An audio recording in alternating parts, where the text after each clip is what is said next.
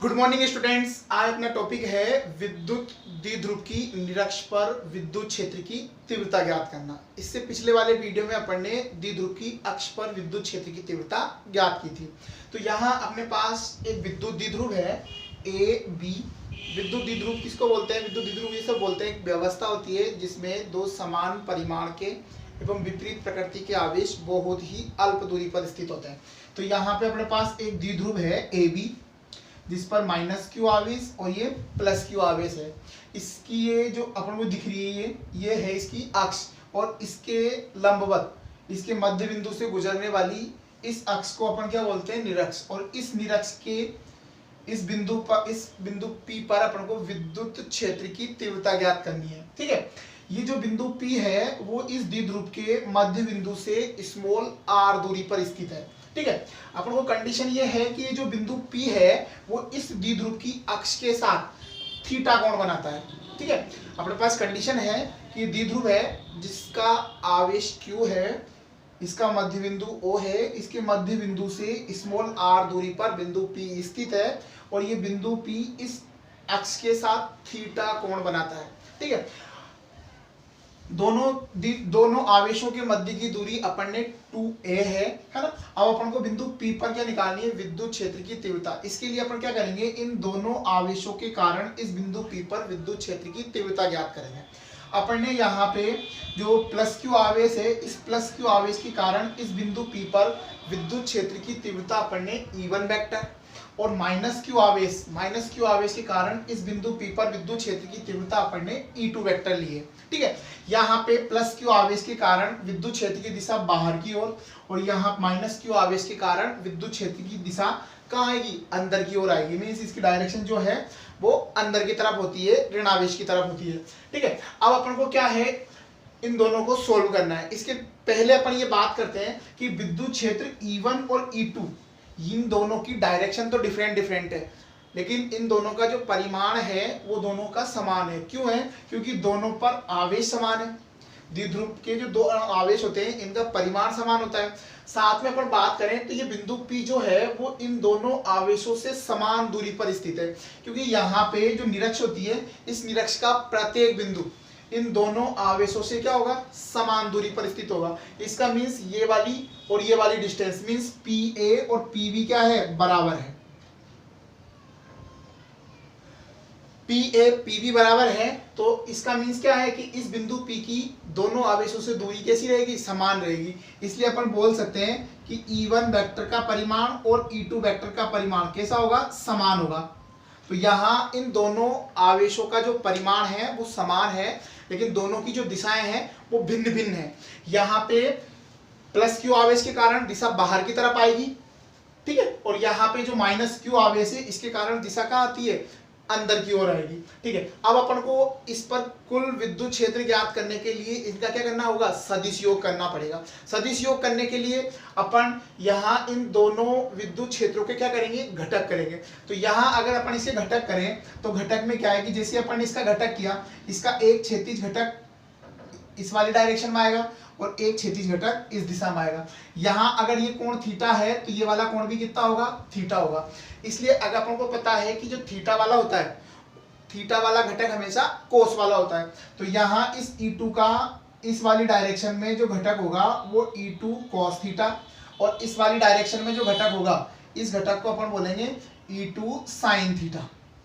ठीक है, अपन ने ये जो अपने पास माइनस क्यू आवेश के कारण विद्युत क्षेत्र E2 था, इसके अपन ने क्या किए? घटक किए। इसका जो अपन को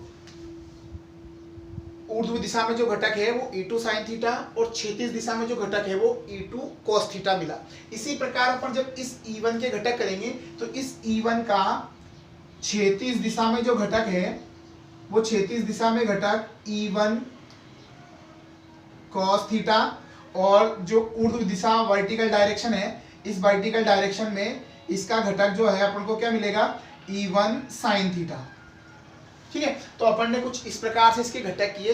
घटक करने के बाद अपन को क्या नजर आता है? अपन को ये नजर आता है कि इन दोनों के जो ऊर्ध्व घटक है, जो वर्टिकल कंपोनेंट है, वो वर्टिकल कंपोनेंट एक दूसरे के क्या है? अपोजिट डायरेक्शन में है, और इनका दोनों का परिमाण कैसा है? समान है, इनका एम्पलीट्यूड सेम है। ठीक है, तो यहाँ अपन को पता है E1 और E2 सेम है, तो E1 और E2 का परिमाण समान हुआ, ये भी साइन थीटा, ये भी साइन थीटा। इसका मीन्स इनके जो ऊर्ध्व घटक है वो ऊर्ध्व घटक एक दूसरे को क्या करते हैं, निरस्त कर देते हैं, कैंसिल कर देंगे। ठीक है, अब अपन ने देखा कि इनके जो क्षैतिज घटक है, इनका क्षैतिज घटक एक है E1 cos थीटा और दूसरा वाला है E2 cos थीटा। इन दोनों की डायरेक्शन क्या है, एक ही है ना, मीन्स दोनों सेम डायरेक्शन में है, सेम डायरेक्शन में है, इसलिए ये दोनों क्या होंगे, ऐड हो जाएंगे। इनका अगर अपन सदिश योग भी करेंगे तो सदिश योग क्या आएगा, एक ही आएगा, एक ही दिशा में आएगा। इसका मीन्स इनका जो परिणामी विद्युत क्षेत्र है, परिणामी विद्युत क्षेत्र E इक्वल टू कितना हो जाएगा अपने पास, E equal to E1 cos theta plus E2 cos theta होगा। चूंकि E1 और E2 दोनों सेम है इसलिए अपन इसको 2E1 cos थीटा लिख सकते हैं। ठीक है, तो अपने पास क्या है, यहां पर इस बिंदु P पर परिणामी विद्युत क्षेत्र की जो तीव्रता है वो E equal to 2E1 cos theta प्राप्त होती है। अब अपन को क्या है, यहां से E1 की वैल्यू फाइंड आउट करनी है। ठीक है, और साथ में अपन को किसका मान निकालना है, cos थीटा मान निकालना है। तो अपन दोनों का मान यहीं से निकालते हैं। तो सबसे पहले अपन बात करते हैं E1 की। तो यहां चूंकि E1 की वैल्यू अगर अपन निकालेंगे तो E1 के लिए अपन को इस आवेश से इस बिंदु P पर विद्युत क्षेत्र की तीव्रता निकालनी है। तीव्रता निकालने के लिए यहाँ पे अपन को सिंपल फॉर्मूला अपने पास होता है KQ/R²। R का मीन्स यहाँ पे दूरी से है, इस बिंदु P की इस आवेश से दूरी। तो इस बिंदु P की इस आवेश से जो दूरी है वो अपने पास है PV। तो यहाँ अपन जो लिखेंगे वो लिखेंगे PV का स्क्वायर। ठीक है, इसकी डायरेक्शन अपन पहले से निकाल चुके हैं कि ये जो अपने पास परिणामी विद्युत क्षेत्र आएगा, इस परिणामी विद्युत क्षेत्र की दिशा अपन को B से A की ओर प्राप्त हो रही है। यहाँ पर इस बिंदु P पर परिणामी विद्युत क्षेत्र की दिशा अपन को B से A की ओर प्राप्त हो रही है। मीन्स इसकी डायरेक्शन जो है वो कहाँ है, B से A की ओर है। मीन्स इस धनावेश से कहाँ है, ऋणावेश की ओर है।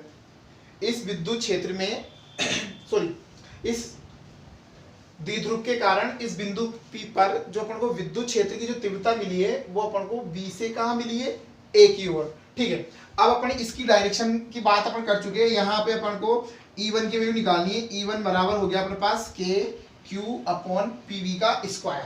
अब अपन को PV चाहिए।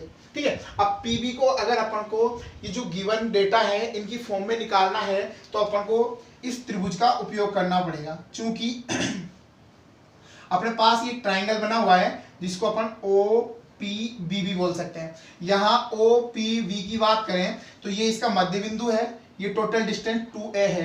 तो ये वाली जो डिस्टेंस होगी वो अपने पास कितनी होगी, स्मॉल a। ठीक है, ये वाली डिस्टेंस अपने पास जब स्मॉल a है, ये वाली डिस्टेंस अपन को r गिवन है, तो अपन पाइथागोरस प्रमेय का उपयोग करके इजीली PV का मान निकाल सकते हैं। तो चूंकि अपने पास ट्राइंगल है त्रिभुज OPV में, इस त्रिभुज OPV में अपन बात करें तो अपन क्या बोल सकते हैं कि PV का जो स्क्वायर है, PV स्क्वायर इक्वल टू अपन क्या बोल सकते हैं, अपन बोल सकते हैं R² प्लस A²। ठीक है, तो यहां से अपन को PV स्क्वायर जो है वो R² प्लस A² और PV इक्वल टू अपन को अंडर रूट में R² प्लस A² प्राप्त होता है। तो यहां से अगर अपन PV की वैल्यू इसमें पुट करें तो E1 इक्वल टू अपने पास KQ अपॉन और अपन को क्या मिलेगा, R² प्लस A²। ठीक है, तो अपन को यहाँ पे अपन को तो विद्युत क्षेत्र की तीव्रता, परिणामी विद्युत क्षेत्र की तीव्रता E equal to 2E1 cos theta चाहिए, जिसमें अपन ने E1 की वैल्यू यहाँ से फाइंड आउट की है। अब अपन को चाहिए cos थीटा। cos थीटा में भी अपन क्या करेंगे, इसी त्रिभुज का उपयोग करेंगे और इसी त्रिभुज का उपयोग करेंगे तो यहीं से अपन चूंकि cos थीटा, तो इसी ट्राइंगल से अपन cos थीटा की वैल्यू भी फाइंड आउट कर सकते हैं। अपन को पता है PA और PB क्या है, इक्वल है।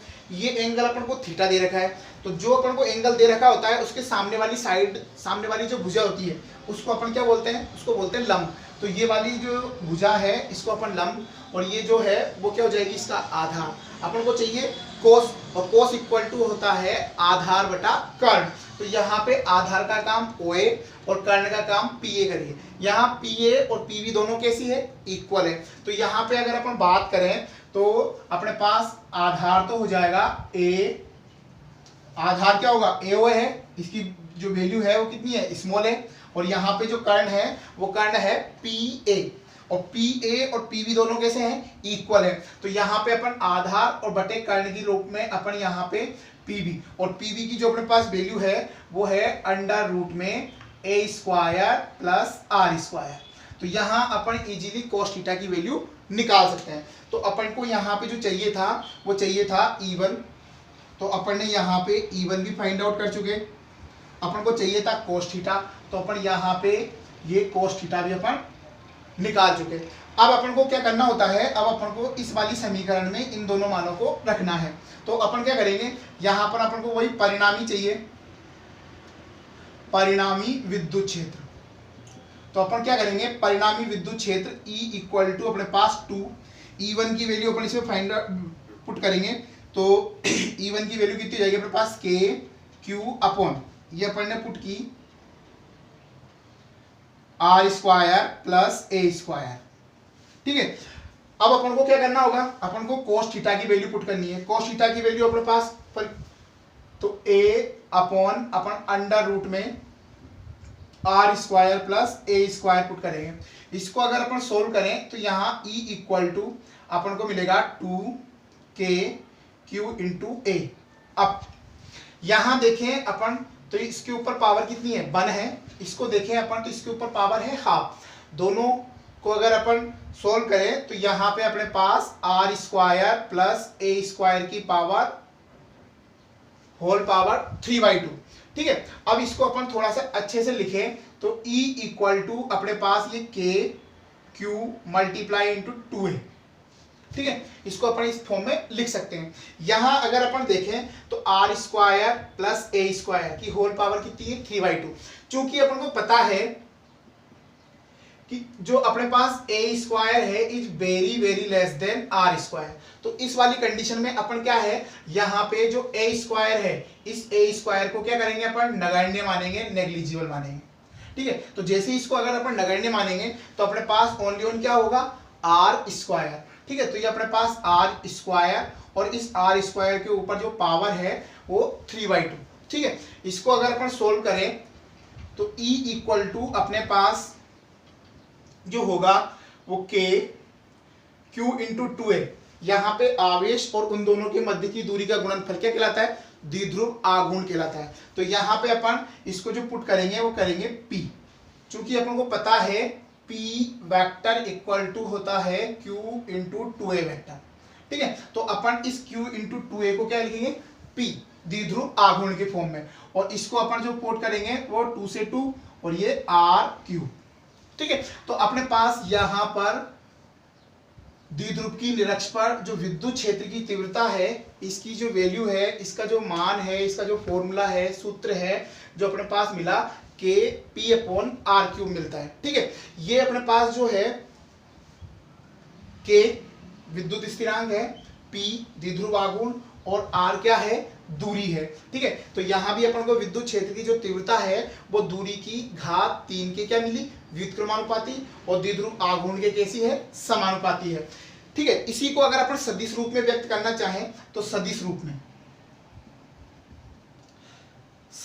में अपन इसको लिखेंगे। तो यहाँ पे अपन को E vector equal to minus KP vector upon RQ, इस फॉर्म में अपन इसको लिख सकते हैं।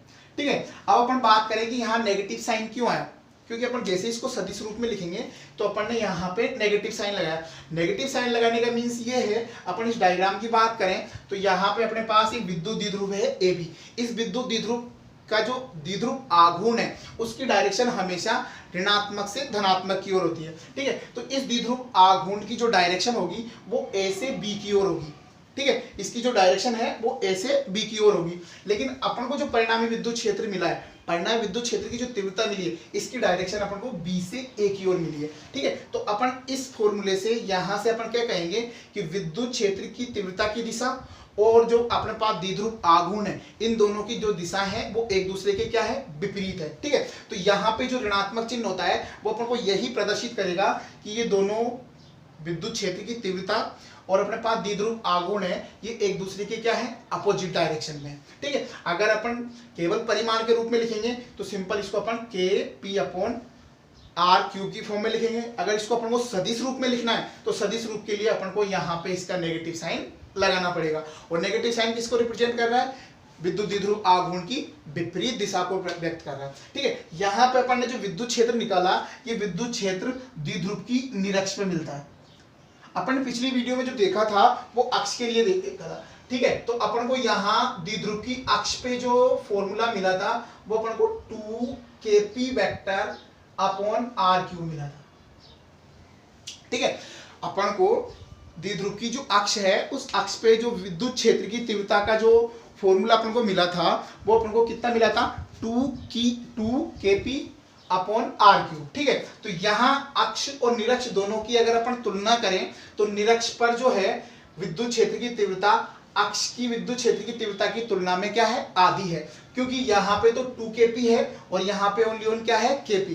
तो अगर अपन बात करें इन दोनों की तुलना की बात करें तो यहाँ पे विद्युत क्षेत्र अक्ष पर और विद्युत क्षेत्र निरक्ष पर, इन दोनों का जो रेशियो अपने पास आता है, इनके परिमाण का जो रेशियो आता है वो रेशियो 2:1 होगा। ठीक है, तो यहाँ पर अपन ने द्विध्रुव की अक्ष पर और निरक्ष पर दोनों पर विद्युत क्षेत्र की तीव्रताएं देखी और तीव्रताओं का अपन ने रेशो भी देखा है ना। तो दोनों में अपन को डायरेक्शन का भी है और कुछ परिमाण का भी है। परिमाण में तो क्या होता है कि निरक्ष पर जो विद्युत क्षेत्र की तीव्रता होती है वो अक्ष की तुलना में क्या होती है, आधी होती है। ठीक है, तो ये अपने पास विद्युत क्षेत्र की तीव्रता है निरक्ष पर। नेक्स्ट टॉपिक है अपना समरूपी विद्युत क्षेत्र में द्विध्रुव पर बल एवं बलाघूर्ण। अपन को क्या है, एक समरूपी विद्युत क्षेत्र मींस एक समान विद्युत क्षेत्र दे रखा है और उस एक समान विद्युत क्षेत्र में अपन के क्या कर रखा है, द्विध्रुव को रखा हुआ है। ठीक है, और उस द्विध्रुव पे अपन को ये देखना है कि कितना बल आरोपित होता है और कितना बल आघूर्ण कार्य करता है। ठीक है, तो अपने पास यहाँ पे एक समान विद्युत क्षेत्र ई दे रखा है जिसे अपन ने विद्युत बल रेखाओं के रूप में दर्शाया हुआ है। ठीक है, यहाँ पे सभी बल रेखाएं एक दूसरे से समान दूरी पर स्थित है। इससे अपन को ये पता लगता है कि यहाँ पे जो विद्युत क्षेत्र है वो कैसा है, समरूपी है, एक समान है। ठीक है, और इसमें अपन ने एक द्विध्रुव रखा हुआ है जिस पर -q और +q आवेश स्थित है और इन दोनों के मध्य की जो दूरी है वो अपन ने पहले भी बात की थी, कितनी है, अपन ने 2a ले रखी है। ठीक है, यहाँ पे क्या है, जैसे अपन इस द्विध्रुव को इस विद्युत क्षेत्र में रखेंगे तो विद्युत क्षेत्र में जैसे ही कोई आवेश आता है तो उस पर बल लगेगा। तो यहाँ पर ये जो धनावेश है वो धनावेश हमेशा विद्युत क्षेत्र में क्या होता है, प्रतिकर्षित होता है। तो यहाँ पर इस धनावेश पर एक बल कार्य करता है जिसको अपन F = क्या बोलेंगे, QE, क्योंकि ये जो बल है वो विद्युत क्षेत्र की दिशा में काम करेगा। ठीक है, क्योंकि यहाँ पे धनायन प्रतिकर्षित होता है। ये अपने पास क्या है, द्विध्रुव का ऋणावेश है जो विद्युत क्षेत्र में क्या होता है, आकर्षित होता है। तो इस पर जो बल लगेगा वो F = -QE काम करेगा। ठीक है, क्योंकि ये क्या होता है, विद्युत क्षेत्र में आकर्षित होता है तो इस बल की जो दिशा होगी वो विद्युत क्षेत्र की क्या होगी, विपरीत दिशा में होगी। ठीक है, तो इसको अगर अपन वेक्टर फॉर्म में लिखें तो यहाँ पर इसका ऋणात्मक साइन लगाएंगे। ठीक है, तो दोनों जो बल हैं दोनों बलों का परिमाण समान है लेकिन दोनों बलों की दिशाएं कैसी है, भिन्न भिन्न है। ठीक है, तो अपन ने यही बात की कि जैसे किसी द्विध्रुव को अपन विद्युत क्षेत्र में रखेंगे तो विद्युत क्षेत्र में रखते ही दोनों आवेशों पर बल लगेगा और बल लगेगा तो धनावेश पर बाहर की ओर मींस विद्युत क्षेत्र की दिशा में काम कर रहा है और जो ऋणावेश है उस ऋणावेश पर जो विद्युत बल है वो विद्युत क्षेत्र के विपरीत दिशा में काम कर रहा है। इसका मींस ये दोनों जो बल हैं ये दोनों बल परिमाण में समान है और दिशा में कैसे हैं, विपरीत है। तो परिमाण में समान और दिशा में विपरीत होने के कारण ये एक दूसरे को क्या करते हैं, निरस्त कर देते हैं, कैंसिल कर देते हैं। इससे इस पर परिणामी बल जो होगा वो क्या होता है, शून्य होगा। परिणामी बल F = क्या होगा, 0 होगा। ठीक है, यहाँ पर दोबारा बात करते हैं अपन कि यहाँ पर एक समान विद्युत क्षेत्र में द्विध्रुव रखा हुआ है जिस पर दो आवेश, एक पर -q दूसरा +q, दोनों पर विद्युत क्षेत्र के कारण विद्युत बल काम करता है, लेकिन विद्युत बल परिमाण में समान, दिशा में विपरीत होने के कारण एक दूसरे को क्या करते हैं, निरस्त कर देते हैं, जिससे इन पर परिणामी बल शून्य होता है।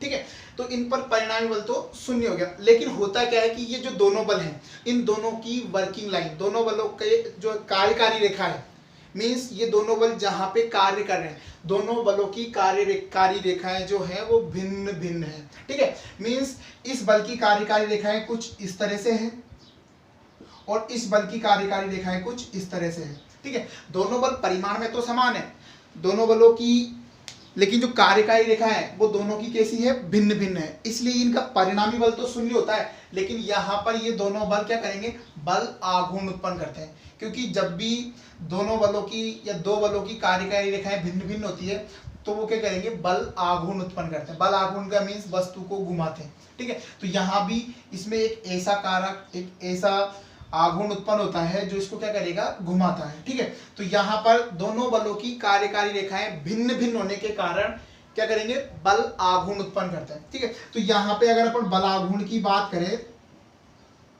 तो जो बल आघूर्ण होता है वो बल आघूर्ण क्या होता है कि उस पर आवेशों पर लगने वाला जो विद्युत बल है मल्टीप्लाई बाई उन दोनों बलों की जो कार्यकारी रेखाएं हैं, उन कार्यकारी रेखाओं की लंबवत दूरी।